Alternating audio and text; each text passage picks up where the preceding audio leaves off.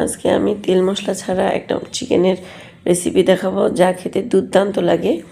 এটা আমি ফার্স্ট খেয়েছিলাম থাইল্যান্ডের ব্যাংককে, খেতে অনেক মজা লেগেছিল। দেখেন মাংসটাকে আমি শুধু জাস্ট লবণ আর শুকনো মরিচের গুঁড়া দিয়ে একটু মেখে রাখলাম 10 মিনিটের জন্য।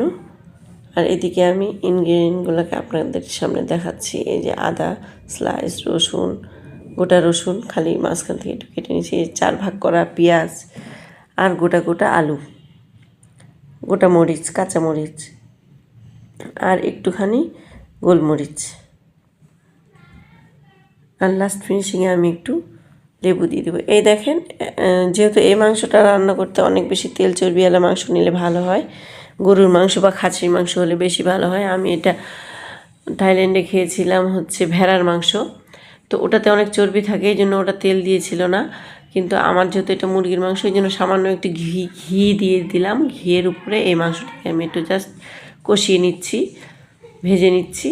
ভাজা হয়ে গেলে আমি একে একে সবগুলো, এই দেখেন আদা কুচি স্লাইস দিয়ে দিলাম। এই যে পেঁয়াজ আর মরিচ, পেঁয়াজগুলোকে একটা পেঁয়াজকে আমি 4 ভাগ করেছি মাঝখান থেকে, শুধু কোনো পেঁয়াজ কাটিনি, গোটা মরিচ দিয়েছি। এই যে আলুগুলোকেও আমি 2 ফালি করে নিয়েছি, বা 3 ফালি করতে পারেন, গোল গোল করে গোটা গোটা রেখে দিয়েছি। এই যে রসুন আমি 2টা দিয়ে দিলাম, গোটা রসুন।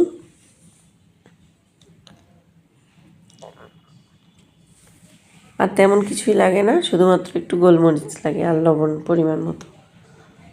এই দেখেন আমি লবণ পরিমাণ মতো দিয়ে দিলাম, যেহেতু আগে মাংসটাকে লবণ দিয়ে মেখে রেখেছিলাম, তাই অল্প পরিমাণে লবণ দিলাম। আপনারা স্বাদ মতো লবণটা দিয়ে নেবেন।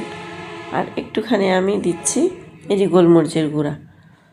যদি আপনারা বেশি ঝাল খান তো সেক্ষেত্রে বেশি দিতে পারেন, কিন্তু খুব বেশি গোলমরিচের গুঁড়া দিতে হয় না, একটু পরিমাণে দিলেই হয়।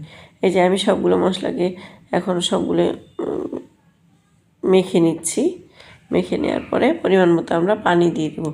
এই মাংসটা রান্না করতে কষাতেও হয় না, কোনো কিছু হয় না, শুধুমাত্র যখন একটু বলক উঠে, অনেকক্ষণ ধরে বলক ওঠার পরে একবার নাড়া দিলেই হয়ে যায়। আর অল্প আছে এটাকে আমরা রান্না করব যতক্ষণ না সেদ্ধ হয় মাংসটা।